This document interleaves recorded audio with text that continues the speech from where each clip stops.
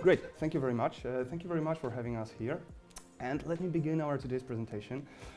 So today I will discuss one of the interesting, important, and sometimes mislooked thing that is combining data from various sources, qualitative and quantitative, both. We got this idea because Iga is quite good at qualitative research, and I'm not too bad at quantitative research. And the question that we often get is, how do we combine the knowledge? How do we optimize using the data from both of these sources? Before we begin, let me tell you about a case study. Well, the case study, I mean, maybe you tried before in your career to ask your customer for accepting to tell your case study live to other people, and generally companies dislike it. So let me say this. This case study may be real, may be inspired by real things, maybe not real. Who knows? Anyway, we'll talk about parcel boxes today, and one of the features that is going on there, which is cash on delivery. This is a method where you can use PayPal, while, okay, in the original it was actually Bleak, but we're speaking in English, so let me translate it into PayPal, where when you approach the parcel box, when you want to collect the package or the parcel, what you do is you use your PayPal or you use your Bleak to pay for the package then and there. And the question that we got was, should we continue maintenance and investment in cash on delivery feature? And we began with quantitative studies, which, well, is obviously quite objective, isn't it? And the question that we got, we decided to answer with two research methods, which is behavioral data analysis. So we decided to analyze how people behave in contact with the interface of the product when they order a package and when they collect the package, the parcel from the box. And then we decided to do a deep dive into financial data analysis. By we, I mean myself here. And the financial data was focused on frauds and on costs of returns, among other things. But these two factors turned out to be the most important ones. And some of the insights that we got were, one, cash on delivery is used in 5% of all transactions. It was one of the least popular methods for payments. Also, users who selected cash on delivery were 3 times as likely to abandon their parcels. So they ordered a parcel and then they never paid for it. So we had to, the customer had to, pay money to actually deliver the parcel back to the original sender. And then the most important thing, every single parcel, after thorough examination, turned out to cost us money. So the cost of the parcel was more expensive than the revenue that we got per parcel. And from analytical perspective, there can be only one recommendation: abandon the product right now, kill it with fire. Cash on delivery method should be immediately removed. We lose money with every package that has been sent using this method. Okay, so I received the same question, and I approach it as every UX researcher would, with qualitative research. We ask people to perform some tasks on this parcel box. We watch them, we ask them questions, we learned what they think, what they feel, and what we learned was that, first of all, it wasn't that easy to find this feature. Some of the people couldn't find it at all, and they actually needed help from the moderator. Even if they did find it, it took some time. However, once they already found it, they said it was great. They associated this feature with feelings of confidence. I'm sorry, I can't. Can I just put it? Yes, I think. Yeah. Oh my God.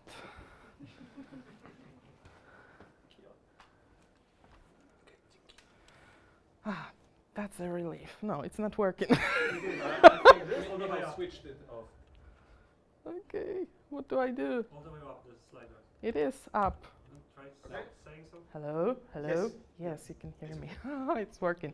So the relief that I'm feeling right now, this is exactly what they felt while they were using the product, once they already found it. So it was about safety, about relief, strong emotions. Unfortunately, once they began using it, they had a lot of mistakes, a lot of errors, up to, on average, about 3 mistakes every time they tried to use it. So that's a lot. So what was the insight and the recommendation? We need to make it better. The usability of this process is not good. The complexity is too high. We need to make it better and redesign. Now, let's stop right here and let's think what just happened. Imagine the following situation. The decision maker has only access to Iga's research. And Iga's research says we should make the process simplified. We should make the process more visible. And the data is quite convincing, actually, if you look only at that part of the information. So what happens is we invest money in the feature that costs us money. Definitely not the optimal decision. However, if the decision maker also had access to only the analytical data, the quantitative data, what would happen is that they would kill with fire the feature that actually had quite some potential, because safety is an emotion that you really want to evoke in your users, because quite a lot of people find it a strong motivation to use a feature or a product, especially as such sensitive as, something dealing with your physical belongings. So therefore, this decision would not be optimal either. Now, let's assume that we have both of these sources available. What can happen with the decision maker? One, politics. So if we have a decision maker who would like to get rid of another decision maker, and the other decision maker actually happens to be the author of that cash on delivery method, they could cherry pick the data that shows how wrong they were and use it. And on the other hand, if they are interested in actually investing in that feature, what they would do is they could use only the qualitative information. And this is quite easy to do, actually, because in the company where you have these silos of qualitative, quantitative research, the silos rarely talk to each other. So this means that it's quite easy to make politics based on data, and that's the opposite of research. However, let's assume that they want to be objective. What happens then is everybody has biases, right? A decision maker is not supposed to be a researcher. They are supposed to navigate product in roughly straight line, strategically ahead throughout something that currently is a huge financial crisis. I mean, they do have their biases, they do have their the things that they want to see in the product. So what happens is it's difficult to create an objective decision out of the sets of data that tell two very different things. I mean, what would you do in this situation? You get two different reports from that say widely different things, right? What would you do with this information? And well, how do we reconcile it? And this is when atomic research comes for help. This is an approach that puts insights and recommendation in the center. And it also makes you want to use different sources of data. So, in atomic research, you have different studies, different sources of data. It can be qualitative, quantitative, it can be primary, secondary, generative, evaluative, you name it. You do the study and you look for observations. Observations are facts, things that happened, things that cannot be disputed. They basically happened. It could be a quote, it could be a statistic, it could be something that people did. Once you have all these observations, you look for patterns and you look how you can combine them together and get an understanding of what it is that people are trying to do. And those are called insights. This is an interpretative process, so it's a bit subjective. This is why it's important to gather this data from different sources. And at the end, of course, you have recommendation. Those insights, they lead you to some recommendation to your product. So as you can see here, you have insights and recommendation in the center of atomic research. It's not about creating a report, it's not about gathering as much data as you can, it's about making decisions. So let's put it into practice. So from our qualitative research, we learned that cash on delivery process is long and complex. From quantitative, we learned that basically it generates losses, right? We lose money. What if we put it together? What if we combine those observations? We could actually learn that it's not the feature itself that generates losses, it's how badly it was implemented. So the usability issues is the reason why we are having losses. Yep. Now, one more thing that we can do with in this framework is to actually start to having this kind of weighed discussions. So when we create insights, what happens is that different observations have different value for our insights. So for example, if we have a quote, it may not be a strong evidence because it often comes from a single person or a small group of people. While if we have an information that comes from a wide range of people or is critical for business, it can be very important, and that's where weights come in. So we can start weighing observations. In this example, we could state that the insight that losses are generated due to difficult cash on delivery process is very strongly supported by this observation that users were 3 times more likely to abandon parcels, and that revenue was lower than cost, right? So this tells us about losses, but also an important observation is that a lot of mistakes were done in usability tests, which is quite unusual. So this is also a strong argument for this insight. And we haven't found any real arguments against it. However, it could be more dialectic. It could be more of a discussion process where we have enough observations. We can start creating insights and then discuss it, but using the observations as arguments. So, so let's say that I created this insight, right? Cash on delivery is an unimportant feature because only 5% of our users use it. However, Iga comes to me and tells me, I wouldn't necessarily say so. Look at that. When they finally understand what it does, they love it. So, it's like -1 to your example, Michał, sorry. And then, again, in the past 6 months, half of our subjects decided to use the cash on delivery payment method somewhere else. So again, this is something that goes against my argument. And what we get is something that is at least controversial, because we can see that we have like 2 points for my insight, but 3 points against. That's a very nice feature of atomic research. And also, please note, everybody can do it. You don't have to be a researcher, you don't have to be an analyst to actually do research. And by do research, I mean create new knowledge from observations. And how do we select ways? Well, basically on the importance of the data sources, on the significance of the data, potential impact, and our own subjective intuition. We cannot get away from it, right? It's something that we can use.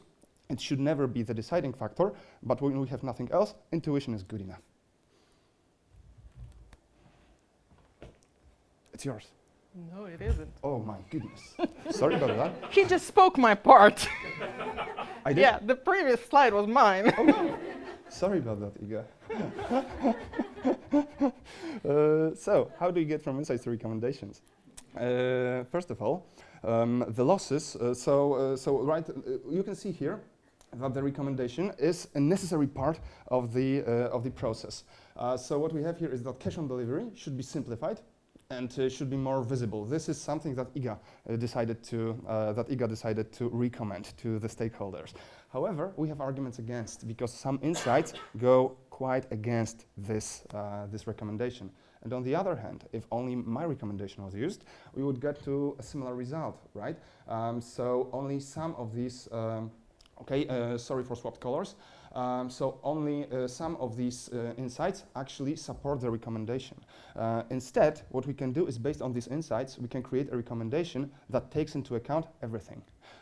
So here, one such recommendation could be cash on delivery should be redesigned, as Iga wanted, but also with extra focus on fraud prevention. I hope I'm not telling your slide now. No, you're not. Great. Give me the microphone, please. Yes. Sorry. Okay, so where you can look for this data, of course you can do primary research, but you don't have to. I mean, you can look for other resources as well, and this is what's great about atomic research, because you already have a lot of data. You have, I don't know, you have some market research, you have some reports that are probably lying somewhere with your repositories that no one is really using. You could also look for user satisfaction or their opinions, comments on App Store, let's say. So there are a lot of ways you can gather these insights and gather these observations and use them in atomic research. And there are a lot of companies that are trying to use it because it's a rather new trend. It's about a couple of years. But companies like Deloitte, Adobe, WeWork, Dovetail, they're combining qualitative and quantitative by using atomic research.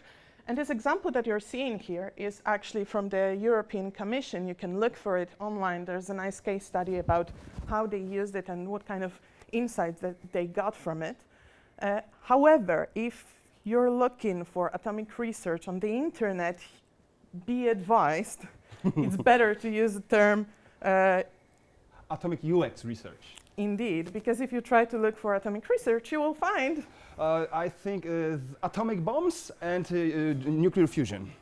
which might be not a good idea, especially at the time. Not for us at the moment. And it is, of course, not our idea. There are two most popular, most known people trying to popularize this idea. One of them is Tomer Sharon. He's an ex-Googler. You will find a lot of articles written by him, but we personally like the approach created or developed by Daniel Pitcock. He's a great researcher and designer as well, and his idea of atomic research is more holistic and put in more focus on not just the data repository, but also how do you make these insights? How do you have these assumptions developed into recommendations? And he's also a creator of a tool. Yep, the tool is Gleanly. So here we can go to another question, is how do you do this? Oh, by the way, one thing about Daniel, we actually were able to talk to him, and he wants to talk with us more. Yay, because he thinks we're good people to talk with. What happens is that if you want to really learn more about atomic research, he's very open to actually contacting him because he's in such a way of his career. So you can try and contact him online. He was actually delighted to talk with us about it. How do we do this? He created this tool called Gleanly. This is his own original tool that is crafted to copy or to walk you through this exact process of atomic research. So if you want to do atomic UX research, the way it is supposed to be done, you can use this tool. However, it's obviously an investment. You may not want to try it straight away. You may want to experiment with it and to check whether it's for you. And you can use cheaper or free methods to actually do it. So if you have Airtable in your company, or if you use it, you can use this QR code, and it will give you access to a simple repository with experiments, with recommendations, insights. So that's just an example of a database for you to use in your own atomic research. However, I prefer a more hands-on approach to atomic research, where the process is quite manual, right? You put stuff on paper, you move it around, you try to gather it into insights and try to think, okay, maybe these observations combine, maybe these insights can create a recommendation. And you can do it online using, for example, Lucidchart. It's a tool that was definitely not designed to do atomic research. It's designed to do flowcharts, but it works wonderfully. So I strongly recommend it. And then you can basically go to a meeting and try for yourself. If you have enough data in your company and you have a problem that requires combining the two sources, which is qualitative and quantitative, you can basically draw insights on pieces of paper or even print it before the meeting and do a small internal workshop in a team of 3 or 4 people, like UX researcher, analyst, and PM, and see where it takes you. If you like it, then just go with it. And what atomic research gives you is it naturally gives you triangulation, even if you don't know what triangulation is. So you're combining different resources, qualitative, quantitative, and you're using it to draw conclusions. And it's also important that in the heart of atomic research, you have not data, but insights. So What is it that we can learn from the data? How we can understand it, how we can apply it to our product. And this is what brings us to knowledge democratization. This is the good kind of democratization. I'm not a fan of democratizing research because not everyone can do it well, and not everyone should. However, everyone should be able to use the insights, the knowledge that comes from research, because this is what helps us to make better product decisions. And once you have a repository of all those insights, everyone can use them and everyone can make some recommendations. And at the very end of our talk, we wanted to come to the beginning. Our title of our presentation was, at the very beginning, data-driven products. But we actually don't like this term, me especially, because there's a hidden assumption in this title that once you have the data, you know what to do. Everything is simple, right? You know what kind of decisions to make. That's bullshit, basically. It's not true. There's always a lot of interpretation. You also have to be very creative with the solutions. So data doesn't really tell you what to do. It just gives you knowledge. And this is why we like the term evidence-based products, because data, these data points, things that you learn from either an interview or product analytics, this is something that gives you evidence that your decision is right or wrong, that you know what you're doing. So the last thought we wanted to leave you with is think evidence, not data. Thank you. I have a question to Iga and Michał. So I wanted to ask about the weights, because you were showing the scores that you gave to different observations. And I was wondering, was it something just to visualize the concept for the presentation, or do you recommend that using that actually to make decisions? Yeah, it's the latter. I actually noticed because this is the third time I get this question tonight, and I noticed. Yeah, I'm an expert in answering this question.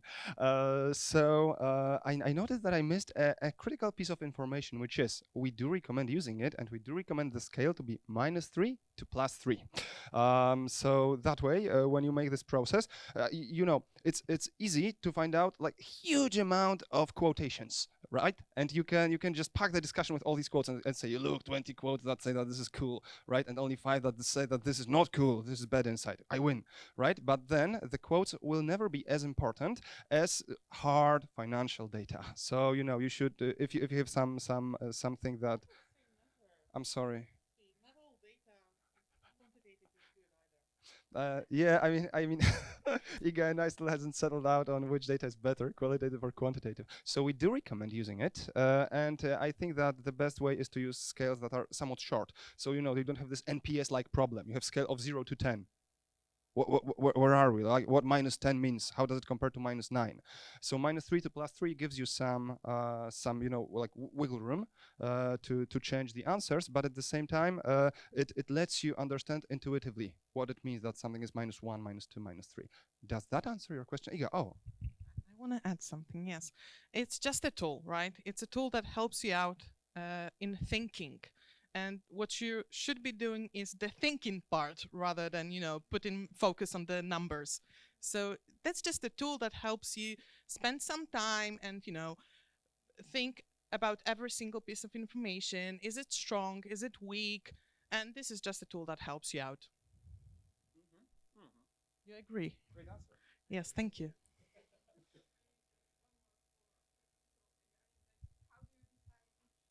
I'll say, yes?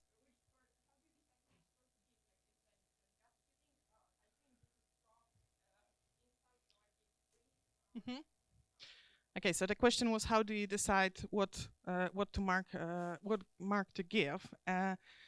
Again, the answer is you think about it, you take into consideration as many things as possible.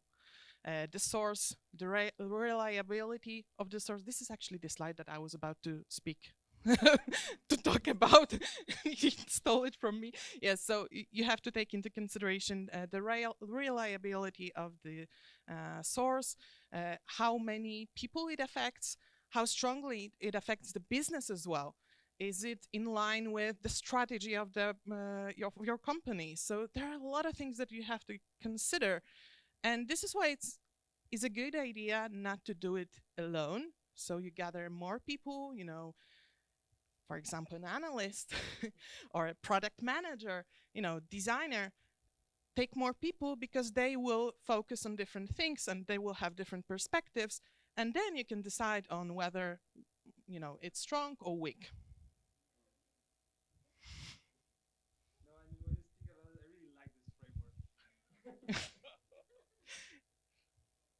Any more questions?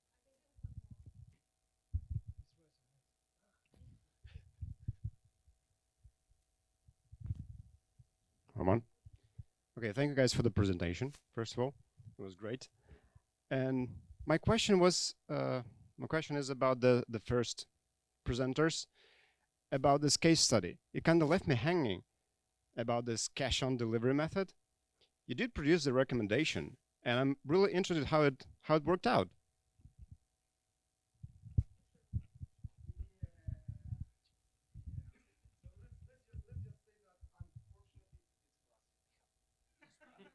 Okay, yeah, I can say it to the microphone. Unfortunately, at the moment, it's classified. Yeah. We already got a question once. How do you make this? How can you cheat and make the fraud? Yeah. We're not telling that either.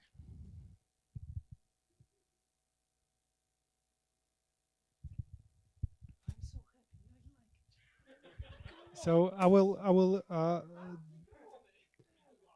dive a bit deeper into that question, and I wanted to ask, because Michał, you mentioned that the perfect world is pretty good practice to separate the research and decision-making process, and I can imagine like there is like plethora of advantages in that approach. However, in real life, I guess that you can share your experience about any pitfalls or challenges the researcher and product manager could face in that approach, and there will be always, even like producing or introducing some recommendations, there will be always a space for a cognitive bias, for example, because you have some preferences even despite the fact you are trying to do your best during the research.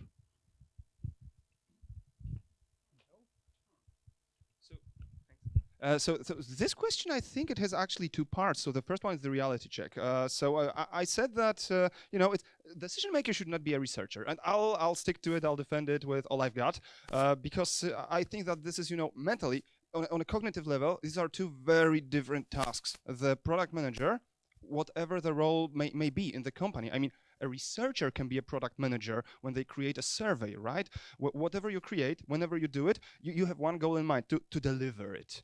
And you do everything just to deliver, just to goddamn deliver. And then when you're an analyst, you do the opposite of delivery. You look around and see, oh, you won't do it here, you'll fail here. Oh, these people say that you should do other stuff. So if you do it within your own head, what you do is you just get into the way of one another. And me as an analyst, I'm saying PM is the more important one. Delivery is more important than for delivery to be perfect. So, therefore it should be two roles, but it doesn't have to be the same person. Now, in reality, obviously, what happens is that as a PM, you do need to do some quick research from time to time, and you just do it because the research question is very simple. So that's the most typical example. You just want to know how many people use it, and you are sure that this is the thing you want to know. You don't need an analyst to this, and it happens quite a lot. You just need to make sure that every time you do it, just like with pie charts, right? You need to make sure that this is the thing you want to do. I want to answer this question myself. You should never make it a rule, and that is okay. And then when it comes to, you know, this dyadic relationship where you get the analyst and the PM, the first thing is important is it doesn't have to be an analyst. It can be a person who is just objective, who's not biased because they are not creating the product. So that's the first part. And then the second part, pitfalls of this cooperation, is obviously time. When you need two people to cooperate, what it takes more resources. So it's not always optimal to invest in an analyst in the project. Every time you build a project, you just need to decide how much knowledge you need. If this is Sherlock and you're gonna invest a year of your time, by all means, do research, do analytics. But if this is a small feature or a small debug or a small, refurbishing of something, just go to your designer, tell them, screw that, we believe our intuition, and let's just do it the best we can. So you always have to balance cost versus return. And I think that's the biggest pitfall. You can get into this infinite loop of analysis paralysis, right? You get deeper and deeper and deeper and never get the real answer to your question. Okay, does that help? Does that answer? Ish. I think I would also add, because this is a part of atomic research as well, is that there are already a lot of data out there, and you don't have to focus only on just this one experiment or test that you're doing right now. You can look for the data somewhere else as well, and that will make it more objective, because it's not just you that did this research, but a lot of people before you who maybe even had some other questions in mind, but that helps you to draw a right conclusion. Did that help? Good enough.